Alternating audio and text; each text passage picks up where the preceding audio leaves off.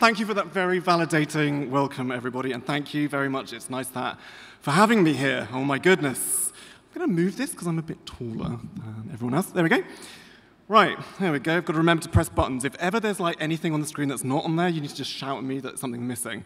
So, first of all, my name is James Barnett. I've had quite a lot of different jobs in the creative industries across the years, from basically everything, like production management for window displays, head of design at a retail design agency, some photography commissions, and I've even been a Doctor Who trailer editor. But in a parallel universe, I am a successful filmmaker. For about 15 years, I've been documenting my mum and dad. Some of you might have come across them before, but tonight I'm going to give you a bit of an in-depth look at the project, and more recently, talk about how I made them TikTok famous very accidentally. So, without further ado, let's meet the parents. 1, 2, 3. So this is my mum and dad. Hello, Dalston. Michael. Corned beef lead. And Teresa. Really cold. Absolutely froze. Was that all right? I don't know. He's a retired company director. Why don't you do it tighter? You know, shorter. I don't want it shorter. And an obsessive-compulsive cleaner. I might as well not done it. Didn't bloody do it, did you? With way too much time on his hands. What's happening with the soap? You're not wasting soap. And this is my mother. A camp icon. Your hair is such It's shocking at the moment, it really is. It's like she's giving you a sideburning thing. Very odd. Who's a bit of an enigma. Unseen work I do that you don't know about. And a full-time feeder. Anybody else for beans? For over 15 years, I've been documenting their lives. You, back off with that bloody thing. By either filming them, You're filming something, but I don't know what. interviewing them, Come on then, you two. Where are we? We didn't need to come for another two. or photographing them. Every time you film me, I wear the same cardigan. I've now ended up with this archive of totally inconsequential material Oh, this is me. Dad, you. Yeah, carrots. that can be quite funny, You find things in Morrison And the bread. you'd never find in Lovely. Tesco's. weirdly surreal, Do you want a bit more?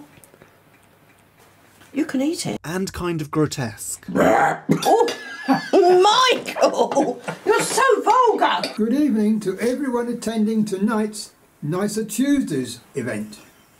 We're sorry we can't be at Earth in Dalston with you this evening. Look at that. Jogging Yeah, but my look arm. at that.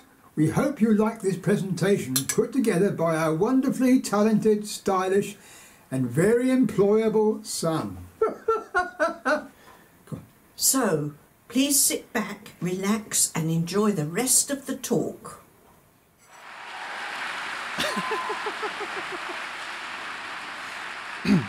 Thank you.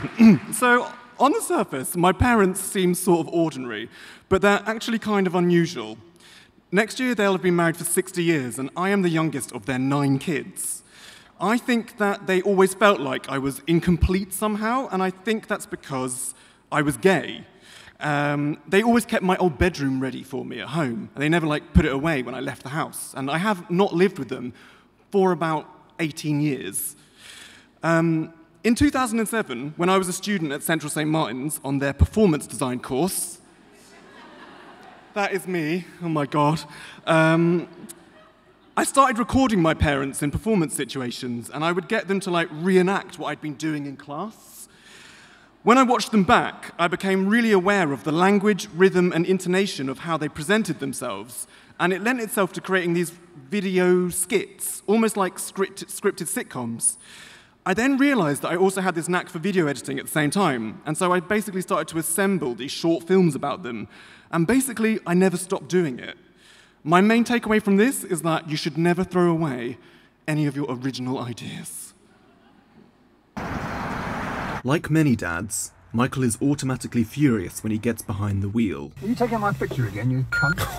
It's like he's in a constant state of vehicular anxiety. There's still one more person. Where the hell are they? Michael, you have to reverse there next to that car. I can't get out of it. And he takes every pothole very personally. Bloody road. This road is dreadful. He's had to endure my mum's cooking for nearly 60 years. Blimey. What are we going to eat then? What should we do? I don't know. Spaghetti bolognese, it's quick. Oh, I do know something that's nice. Sweet and sour.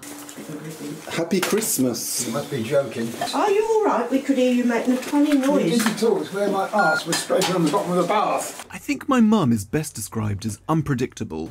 Just give it a whirl. Hold it up. She's excellent at recounting stories. Did you read all that in the paper that we're supposed to have more? You know, they said 5 a day. They're saying 10 a day now. It's madness. Imagine how long it takes sweet and orange. And because of my mother, we are a family of pudding lovers. Lovely treat afterwards. Tiramisu. There's also crumble, if you'd like some. What are we having with Christmas pudding? I'm not going without food. I'm just cutting down the portions. Small. I had a much smaller dinner than you. I never had a dinner. So, more recently, I've come to terms with the fact that I've got quite an obsessive personality, and I don't mean that in like a really crazy, malevolent way, but more in a need to be in control of the narrative. I'm usually always armed with a camera or some kind of video recording device, and I'm just like casually documenting quite mundane daily moments. I find recording and editing a form of meditation in some ways, and putting together images really helps me make sense of the world around me. And so, 15 years later, I've inadvertently created this slightly extraordinary time capsule of everyday life. At the start of 2023, I think actually it's like a year ago to the day, I randomly decided to upload one of these old videos onto TikTok. And by total surprise, it did really well and got 1 million views. And then the next one did too. And so suddenly, when my parents became quite famous on TikTok. Do you want ice cream? Apple crumble. Is a Swiss roll mince pies? Poulet breton. Anybody want any cheese? Anybody else got cheese? I don't know how to screen grab at all. You just did it. I know I did it, but I don't know how I did it. What's the name of that shop where she bought it? Fat face. Oh, Fat Face. It was a posh shop. The light's really good on you suddenly. N-E-O-N. Yeah. I wouldn't call that a gas. Look, who's this bloke? Martin Clunes. Oh, Martin. COVID. Did I have it? Of course you bloody did. What is that? Could be a netter. Is that a spider? Is it a little fly? Came right up near me. I can't help it. Oh, it's on my paper. Give it to me. Is it charged up to work? It is. Oh. Queen Victoria's knickers were worth 16,000 quid, but her lavatory seat was only worth 500. Chant. The word is in tone. Nobody, oh yeah. You don't know nothing about anything. Smile. Smile. Smile. What did you say? F off. our 10 months on TikTok has been quite an experience. That's my mum meeting a real-life TikTok fan. I was...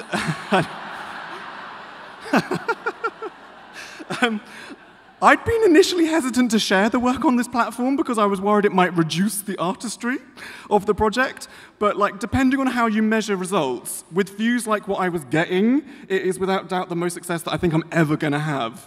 I think the videos have resonated with this audience because my parents are from that last generation of people who are truly authentic and they are like indifferent behind a camera. They simply do not care if they're being recorded.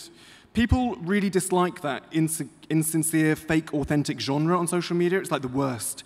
And I think my parents are the opposite to that. They are like anti-influencers. So my parents were really suspicious about the videos being shared. But they quickly came around to the idea when we saw some of the really heartfelt and honest responses from our audience, stuff which we could never have predicted. Here are just some of like the memorable comments that I've received. Originally, I had a whole page of like statistics here, but I think I'm going to just read you this DM that I received last week instead. So, I've never DM'd anyone here before, but I just wanted to say thank you for sharing your parents with us.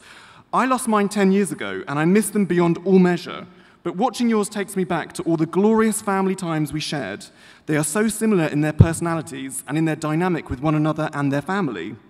Nearly every video that you've posted makes me cry, because it reminds me of what I've lost. But more importantly, it makes me smile because they remind me of what I had, which is really sweet. And like, I was quite taken aback by that message, I have to say.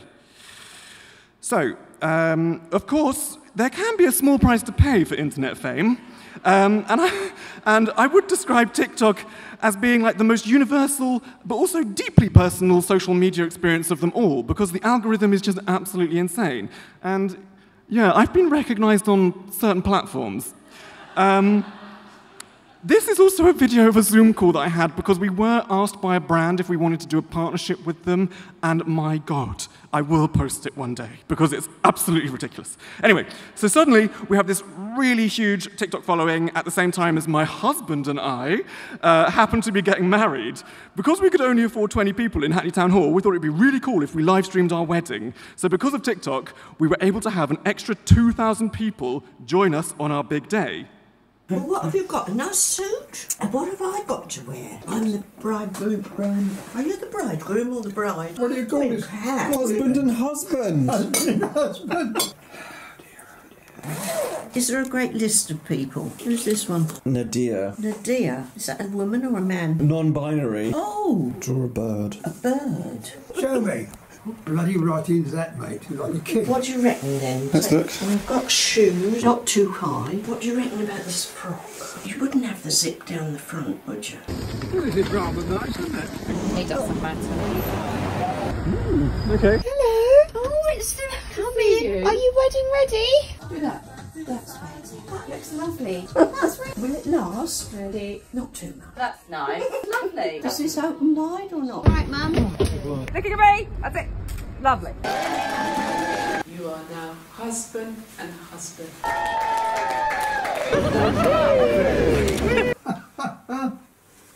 Where can we have it? Go with the others on the sideboard. Yeah, but it's full. So, on the eve of their 60th wedding anniversary, I became the last of my parents' 9 children to get married. And I'm also their first gay wedding experience. So it felt kind of momentous that all of this would be happening at the same time and that they'd found internet fame. I also think the recent TikToks of my parents that had been getting excitedly ready for a gay wedding demonstrates a kind of unspoken allyship and has been really endearing and kind of quietly powerful. They have more important things to worry about, like what pudding they're going to have for tea. So yeah, to basically wrap it up, I've had friends and even siblings that have faded out of my life, but never these two. I'm still not sure if my parents think I am a fully functioning adult yet, but I'm very certain that they've been getting immense joy from hearing that people are laughing and crying and somehow forming genuine connections through these videos. It has been a ridiculous year. So thank you to anyone here who has been tuning into the TikTok channel, and thank you to everyone else here for now being part of this very personal journey. Thank you.